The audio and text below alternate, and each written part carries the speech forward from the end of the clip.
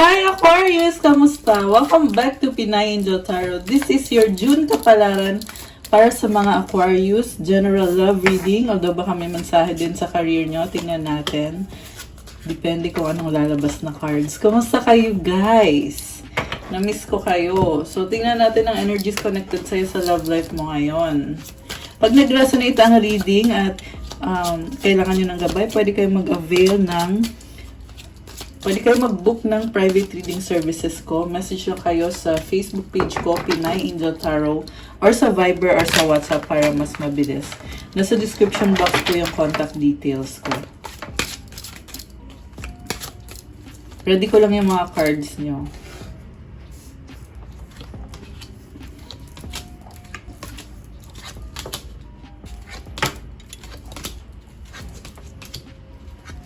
Okay, pause na lang.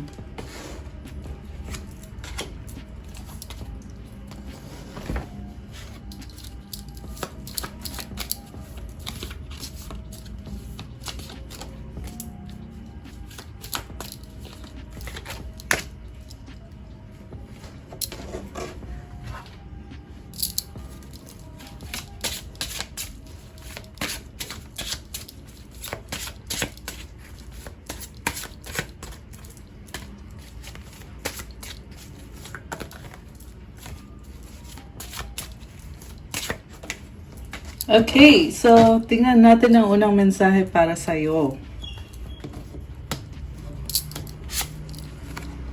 Receptive yin-yang.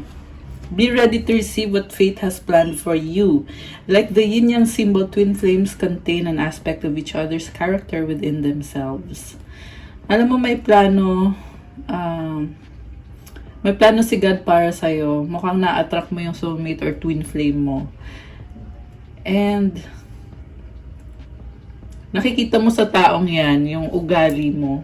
Kasi balanse kayong dalawa. Kung anong meron siya, wala ka. Kung anong meron ka, yan naman yung kulang sa kanya. Binabalanse niyo isa't isa. Masculine and feminine energies kayo. Okay. Next card, Llamas, Seeker of Fossils. Oh. Sa nakita ko, mabagal ang progress dito, pero marami kayong achievements, kaya wag kang sumuko, Aquarius. Posible itong sa career mo. Kita mo yung bundok? Yan yung mga achievements mo. Patience is the key. Medyo may mga iniisip ka na mga bagay-bagay. Marami ka iniisip. Meron ka din mga pinag-aaralan. So, keep going lang. Yan lang yung advice sa'yo dito. Yung card naman ng person mo, Jaguar, 8 of Branches. Ang daming ganap sa kanya ngayon. Mukhang busy-busy. At strong tong person na to at magaling mag-manifest. Meron siyang infinity symbol dito. Mukhang tahimik lang pero ang daming ginagawa. Okay. And then, itong unang card natin, the Hanged One. Actually, naka-reverse to kanina binaliktad ko, naalala ko. So, ang kahulugan kasi pag naka-reverse, ibig sabihin,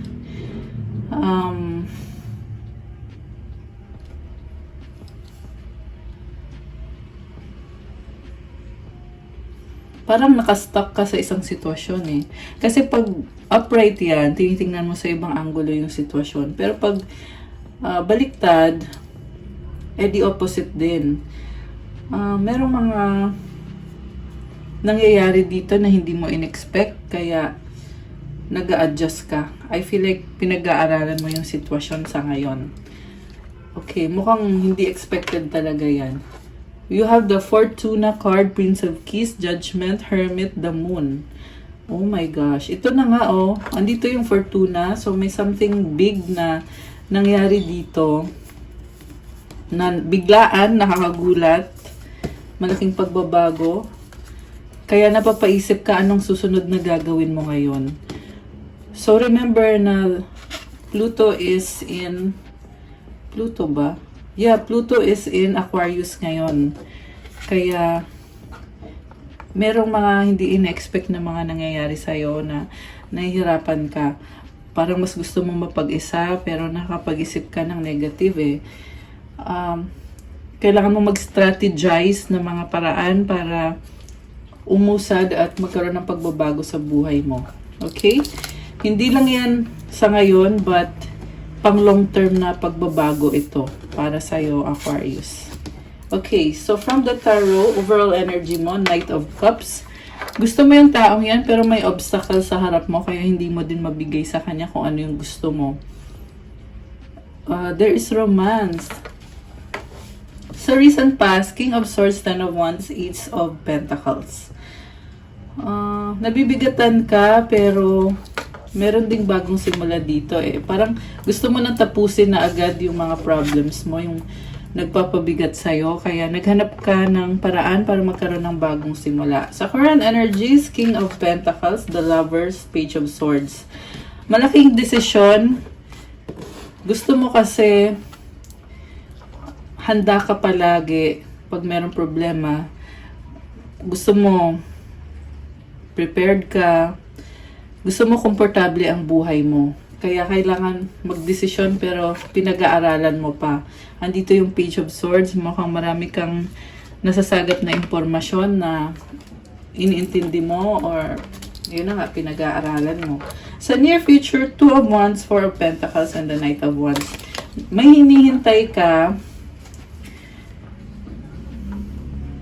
May nakita kong aalis dito eh, pero nagpaplano muna kayo kung paano nyo gagawin, anong mga kailangan gawin, paano may handa yung sarili mo. Medyo overthinking ka dito, kaya hindi ka pa makagalaw. Kita mo may snake sa leeg niya. Yan yung pumipigil sa'yo, yung fear. And may mga nakikita ka din kasing problems eh. Pero kalmado ka naman dito. At the same time, gusto mo na talagang baguhin yung sitwasyon mo.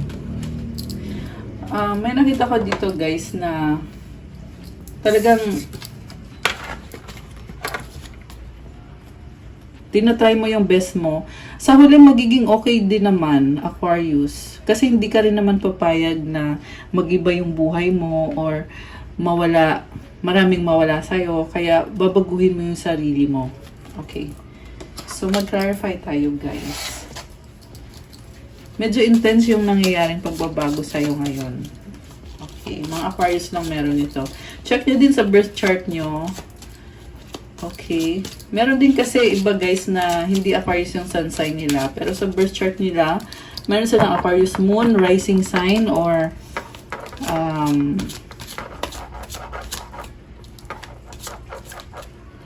yung Venus sign nila ay Aquarius. Kaya, pwede applicable tong reading na to sa kanila. Okay. So, i-clarify natin. Wheel of Fortune, the Magician, the Devil, the Fool. Ito na naman, no? Pagbabago. Sunod-sunod, biglaan. Six of Swords, merong aalis. Grabe. King of Cups, tinitiis mo para sa mga pangarap mo.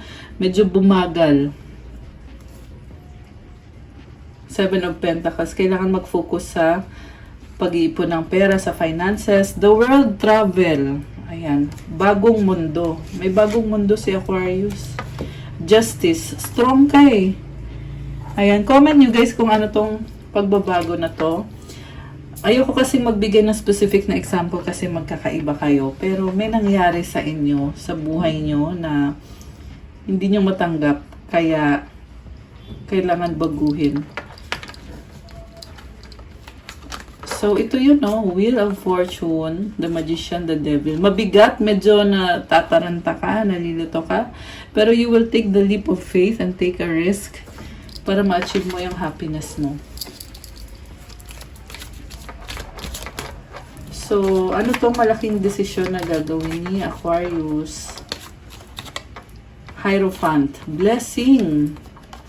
Queen of Swords. Sa totoo lang, hindi ka nawawalan ng options. Meron pa rin sasalo sa'yo talaga na blessing. Ayan oh, Ace of Cups, new beginning.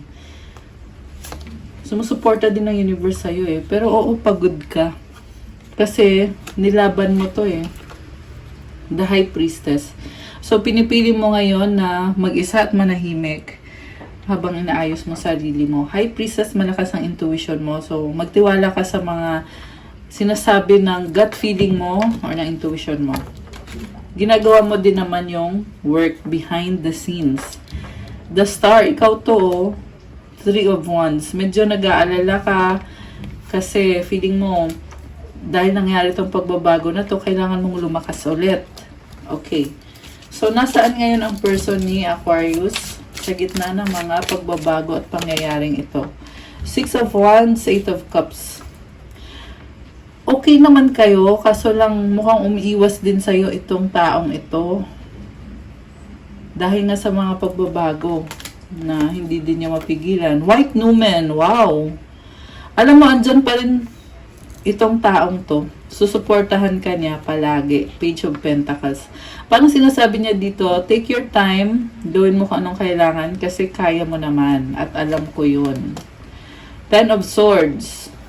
So, parang malakas ang empathy ng taong to eh. Sobrang nagkikare sa'yo.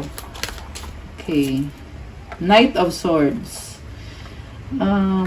Tinatry din niyang lumaban. Magkakaroon ng, I feel like magkakaroon ng separation dito kasi nga, nag-iba ka ng landas. 6 of Pentacles, pero andyan pa rin siya. 5 of Wands. Maraming tao sa paligid nitong person mo. 10 of Cups.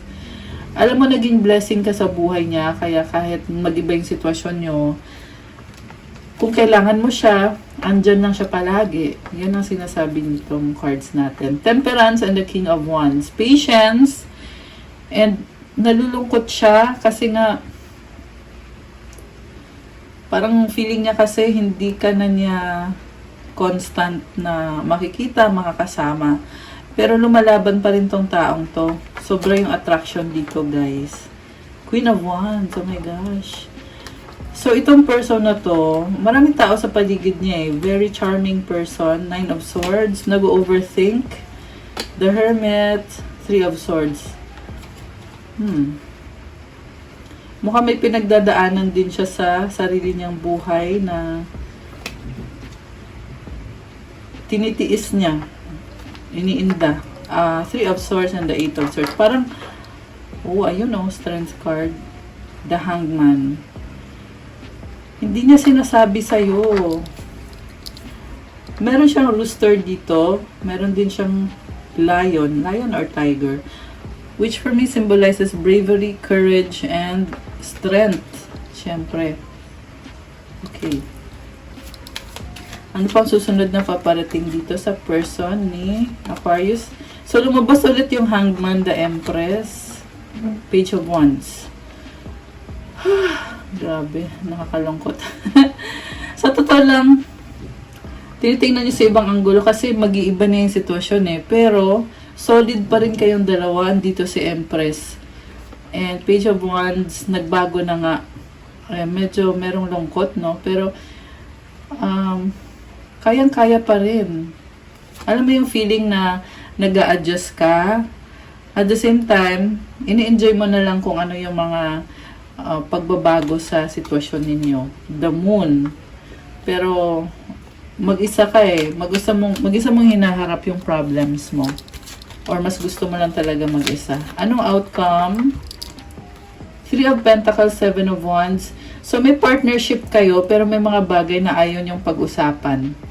Ayan, kita mo nagka-clash sila, oh. Parang sinasabi ng person mo, sige, gawin mo na lang muna yan. Tapos ikaw din, sige, parang, sige, ingat ka ha. Parang ganon. Sige, kaya mo yan. Ace of Swords, new idea. Okay, very supportive yung person mo sa'yo. Tingnan natin kung anong mga gustong sabihin ng person mo na hindi niya masabi.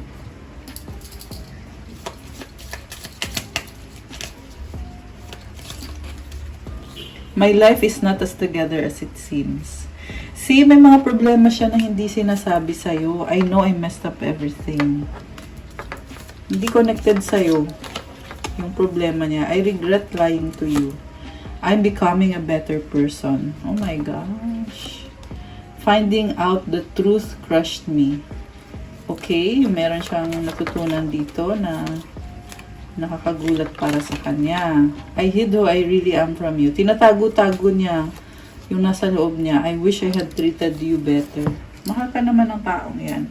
Medyo malungkot lang siya ngayon. Anong advice para kay Aquarius? Kung pansin nyo guys, very synchronized yung mga mensahe na gustong sabihin ng person mo. No? Synchronized talaga. Advice sa'yo is mistakes. Allow me to know it's okay to make mistakes. Let me take care of the inner child so he or she feels love no matter what. So, dapat daw, maramdaman mo na okay lang na magkamali. Wala naman taong perfecto. I-enjoy mo lang yung buhay mo. Yung inner child is, ikaw yun, yung happiness mo. Ibigay mo sa sarili mo yun. Mahalin mo talaga yung sarili mo para palagi kang masaya. Ayan. Okay guys, that's all I have for you, Aquarius, for your June kapalaran. Short reading, pero very straight to the point naman yung reading natin. And kung nag-resonate sa inyo, i-like nyo na yung video. Kung bago po kayo, welcome. And please subscribe to show your support.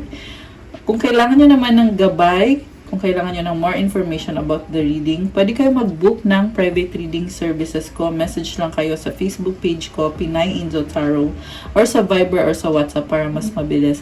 Nasa description box po yung contact details ko. At kung gusto nyo naman simulan yung crystals journey mo ninyo, meron po tayong mga crystals na mga bracelets. Ito mga crystals na nasa harap. So, pag bracelet kasi, pwede mo isuot. Check out my Instagram post. Meron para sa love, career, wealth, prosperity, abundance, mental clarity, focus, manifestation, spiritual protection, at marami pang iba. Lahat po ng crystals ay merong prayers and special mantras na specific para sa'yo. At sobrang strong yan kasi inaalagaan talaga yan. Sobra ko yung inaalagaan yung mga crystals na yan. So, message na lang kayo guys. Thank you, Aquarius. Have a good day. God bless you. Stay safe and I'll see you again soon. Bye!